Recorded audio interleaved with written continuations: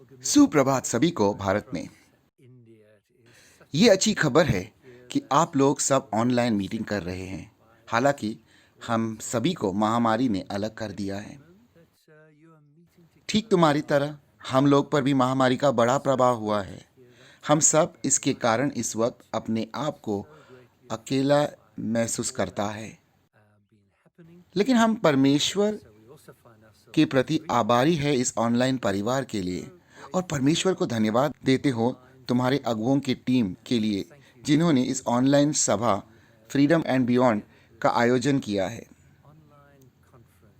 South Africa में हम लोग भरोसा कर रहे हैं कि महामारी का जो परिस्थिति है वो सुधर जाएगा और हम फिर से दोबारा एक साथ मिल पाएगा।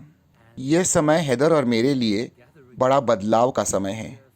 हम दोबारा साउथ अफ्रीका वापस लौट आए हैं, जहां पर क्लैरेंस में हमारा घर है। हम यहाँ की कलीसिया में और जिम्मेदारी लेने लगे हैं और आजकल परमेश्वर के साथ ज़्यादा समय बिता रहे हैं ताकि हम उन बातों पर सोच सके जो हम अभी अभी उठाने लगे हैं। ये महामारी मुश्किल, महंगा और दर्दनाक साबित हुआ है। बहुत सारी बेरोजगारी और विभिन्न प्रकार के दबाव आए हैं। फिर भी ये मेरा विश्वास है कि ये एक मौका है हमारे और तुम्हारे लिए, जैसे कि हम कंप्यूटर के रीसेट बटन दबाते हो वैसे। पिछले दशकों में कलीसिया का एक ताल रहे हैं जिसमें बहुत सा अच्छी बातें हुए हैं, परंतु यह मेरा विश्वास है ऐसे भी बातें हुई है हमारे बीच में जो हमें पीछे रख रहे हैं। इस रीसेट या पुनर्स्थापना का विषय में के साथ मैं जी रहा हूँ और प्रभु से पूछ रहा हूँ कि जब हम दोबारा इकट्ठा होता है और हम आज़ाद हो जाते हैं आगे बढ़ने के लिए तो कैसा होगा।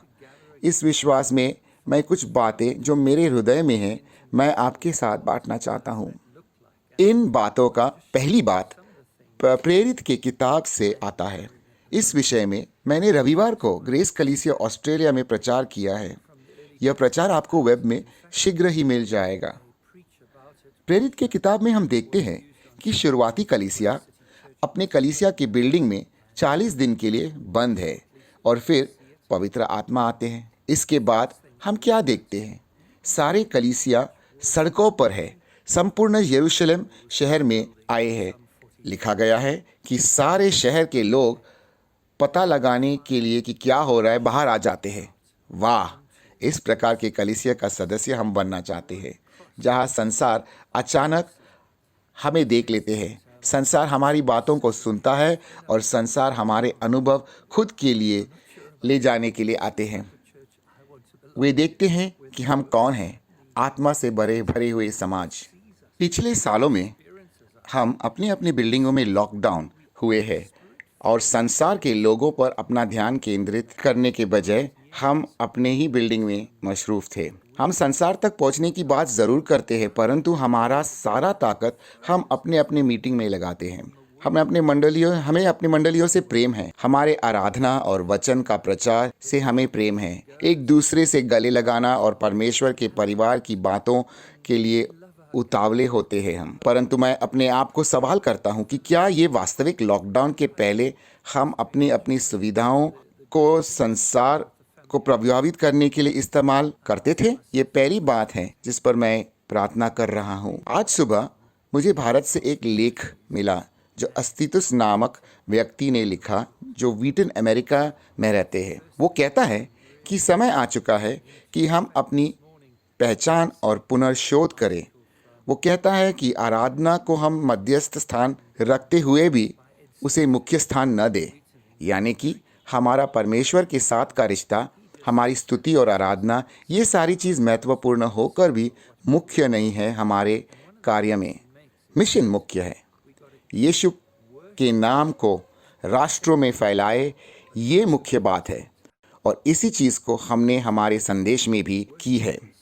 ये पहली चीज़ है कि कलीसिया अपने अपने शहरों में फैलाए, और इन दिनों में बहुत ही बड़ा मौका है हमारे लिए इस बात के लिए। दूसरी बात यह है मेरे भारत के प्रिय मित्रों कि शुरुआती के कलीसिया आम और साधारण लोग से बनाए हुए थे। यीशु ने सबका सीवी को देखकर लोगों को अपने अपनी योग्यताओं के अनुसार नहीं चुना। उन्होंने ऐसे लोगों को लिया जो योजना योग्य नहीं था, जिनका संसार में कोई मैना नहीं और कोई खास वंशावली भी नहीं, और उन्होंने ऐसे लोगों को कहा, आओ तुम मेरे शिष्य बनोगे। मेरे विश्वास है कि हमें पुनर्शोध करना है कि यीशु साधारण लोगों का इस्तेमाल करते हैं असाधारण कामों में। अगर हम सचमुच संपूर्ण कलीसिया को कार्य प्रवृत्त कर सकते हैं, और मुझे यकीन है तुम्हारे समाज में ये हो भी रहा है, जहाँ पर सब लोग कार्य में लगे हैं, अन्न का पैकेट बनाना, पड़ोसियों का देखभाल, बच्चों की मदद, जो भी कार्य है सब लोग कर रहे हैं। अचानक हम आदर दे रहे हैं अस्पताल के कर्मचारियों को, उन लोगों को जो महामारी के मोर्चे पर बड़े बड़े निर्णय कर रहे हैं, और हम ऐसे कलीसिया में भी हमें करना है। हमको सबको कार्य प्रवृत्त करके कहना है कि ये भूमिका तुम निभाओगे और ये भूमिका मैं निभाऊंगा। शायद हम पर पश्चिम का प्रभाव पड़ा है और उनके विशाल आर्थिक संसाधन का भी। मेरा विचार है कि हमारा कलीसियाओं पर सेलिब्रिटी संस्कृति का प्रभाव हुआ है, जहाँ पर भीड़ करिश्माई वरदानियत व्यक्तियों के पीछे भागते हैं। ये चंद लोग कलीसिया के सभ्यता को उल्टा कर दिया है, और इस समय में परमेश्वर चाहता है कि कलीसिया सही दिशा में फिर जाए। ये बड़े मंच के बड़े वरदान का भी हमारा तरह लॉकडाउन हुआ है। अब हमें कलीसिया को आज़ाद करना है, कलीसिया को आज़ादी में लाना है, जहाँ पर कलीसिया का हर एक व्यक्ति का आवाज़ सुनाई दे और हर एक व्यक्ति का एक भूमिका हो। मेरा विश्वास है कि परमेश्वर यही करना चाहता है और इसी समय में करना चाहता है। और एक बात, हम राज्य का सोच रखने वाले लोग हैं। अस्तित्व अपने लेख में अमेरिका के कलीसिया को कहता है कि चलो समय आ चुका है कि हम गरीबों का याद करें। और यह पढ़कर मैंने सोचा, वाह, यही तो हम इन सालों में कर भी रहा है। मैं प्रोत्साहित हुआ। लेकिन हमें राज्य का सोच रखने वाले लोग बनना है, ताकि हम रविवार को इकट्ठा होते तो है, और हम ये बात नहीं कर रहा है कि इसे बंद करें। मैं खुद स्थानीय कलीसिया का बड़ा सोच रखता हूँ और उसे छोड़ा नहीं है। परमेश्वर कलीसिया का इस्तेमाल करेगा संसार को बदलवाने के लिए। लेकिन मेरा ये भी विश्वास है कि हमें राज्य के जीवन जीना शुरू करना है, ताकि बाहर जाकर यीशु के राज्य और शासन हमारी सड़कों में आए। हमने अंतर्राष्ट्रीय तौर पर यह देखा है कि जहाँ कहीं भी कलीसिया जाग जाती है और समाज का ख्याल करती है, हम समाज को बड़े प्रभावशाली होते हुए देखते हैं। मेरे प्रिय मित्र, हैदर और मैं इस मुश्किल समय में हर सुबह 20 मिनट के लिए भारत और आप लोगों के लिए प्रार्थना करते हैं, और इस ऑनलाइन मीटिंग के लिए भी हमने भारत के लिए प्रार्थना की है। हम जानते हैं लोग से मुश्किलात से गुजर रहे हैं। समाचार को हम देखते और पढ़ते हैं, और वो निर्णयों को सुनते हैं जो परमेश्वरहीन है, और फिर भी राष्ट्रों पर असर लाने के लिए लाया जाता है। इन सारे दबाव के बावजूद भी कलीसिया मजबूत खड़े है, और हमें आप पर नाज है। अक्षय, जब मैं सुनता हूँ तुम्हारे बारे में और वाराणसी के कलीसिया के बारे में, मैं किस रीति से तुमने कष्ट और बेरोजगारी की परिस्थिति में भी कितना कुछ किया है, और कॉलिन पुणे में जो किया, और इस रीति से कहता जा सकता हूँ मैं, मेरा प्रिय उत्तर प्रदेश के भाई यों के भी। मैं सिर्फ इतना ही कहना चाहता हूँ कि आगे बढ़ते रहो। इन दिनों में परमेश्वर का योजना है कि इन दिनों में जो परमेश्वर की योजना है, इसके बीचों बीच में हम हैं। हम आशा न खोए और उन पर टिके रहे। प्रेरित के कामों में हम शुरुआती कलीसिया को जब देखते हो, तो उनमें हम गड़बड़ाहट या भय को नहीं देखता।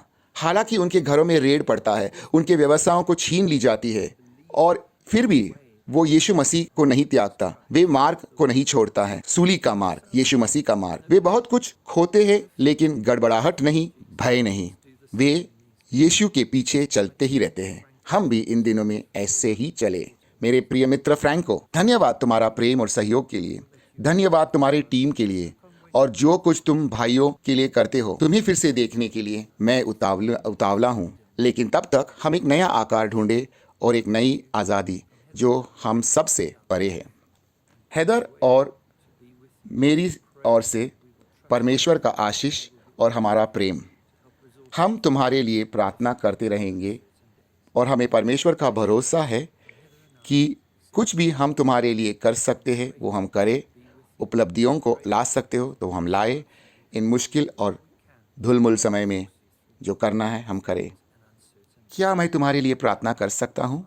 प्रभु, मैं मेरे मित्रों के लिए जो भारत में हैं उनके लिए प्रार्थना करता हूँ, उत्तर प्रदेश में और वाराणसी में, या एस्तर और प्रसन्नता के यहाँ। प्रभु, मैं उन सभी के लिए प्रार्थना करता हूँ, कॉलिन और नवाज के लिए, एडगर के लिए और उनके परिवारों के लिए। सचमुच में प्रभु मैं प्रार्थना करता हूँ। एरोल, आगे बढ़ते जाओ प्रभु में। प्रभु, तुम्हारा हाथ इन लोगों पे रखे कि आप जीजी को की ओर हाथ रखे ओडिशा में। प्रभु ऐसा कृपा करके करो। हम प्रार्थना करते हैं इज़ाबेल के लिए कि आप उन्हें सामर्थ और स्फूर्ति दे और उसे उठाए। मैं प्रार्थना करता हूँ लोनापन परिवार के लिए कि आप उन्हें भी उठा देंगे खड़ा होने के लिए। मैं प्रार्थना करता हूँ और जैसा ये प्रार्थना करता हूँ मेरी प्रार्थना है कि वो हर एक पर एक तरह से उंडेले जाए आशीषों के साथ। अपना अपना नाम लेकर ये प्रार्थना को स्वीकार करो कि परमेश्वर की आशीष तुम्हारे जीवन में आए। तुम्हारा परिवार का नाम लेते जाओ और तुम इसमें आज़ादी पाएगा। आज तुम परमेश्वर के प्रतिज्ञाओं में और विश्वास में जो हमसे परे है पाले। ये मेरी प्रार्थना है यीशु का अद्भुत और महान नाम में। परमेश्वर तुम सभी को आशीष दे भारत में, और बहुत सारा प्रेम हमारी तरफ से अफ्रीका में से। अभी के लिए अलविदा।